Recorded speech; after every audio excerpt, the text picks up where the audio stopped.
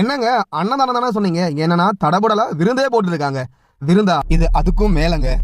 வாழ்க்கையில நீங்க ஒரு முறையாச்சு தைப்பூச அன்னைக்கு வடலூர் வந்து பாருங்க. நீங்க பாக்குற இடமெல்லாம் அன்னதானத்தை வாரி வாரி வழங்கிட்டே இருப்பாங்க.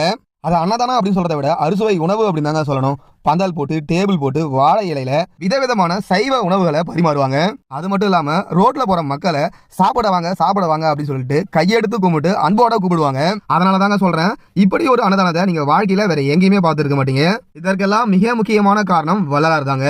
மக்கள் பசியோட இருக்கக்கூடாது அப்படின்றதாக அணையாத அடுப்பு அப்படின்னு சொல்லி ஒண்ணு உருவாக்கி மக்களுக்கு தொடர்ந்து அன்னதானம் வழங்க வழிவகை செஞ்சாரு. ஒவ்வொரு ஆண்டும் தைப்பூசத்தப்ப வடலூர்ல 7 திரைகளை விலகி வள்ளலார் வந்து ஜோதி வடிவா காட்சி அளிப்பாரு அப்படின்னு சொல்லிட்டு மக்கள்கிட்ட நம்பிக்கை இருக்கு. அதனாலேயே நிறைய மக்கள் வராங்க. அவங்க பசியோட திரும்பி போக கூடாது அப்படின்றதுக்காக இங்க வடலூர்ல பாக்குற இடம் எல்லாம் வந்து அன்னதானத்தை வாரி வழங்குறாங்க. வடலூர் வர யாருமே பசியோட போக மாட்டாங்க. வடலூர்ல வள்ளலார் ஒரு விஷயத்த செய்யறாரு. அதை உள்வாங்கி வடலூர் மக்கள் எல்லாருமே 150 ஆண்டு கடந்தும்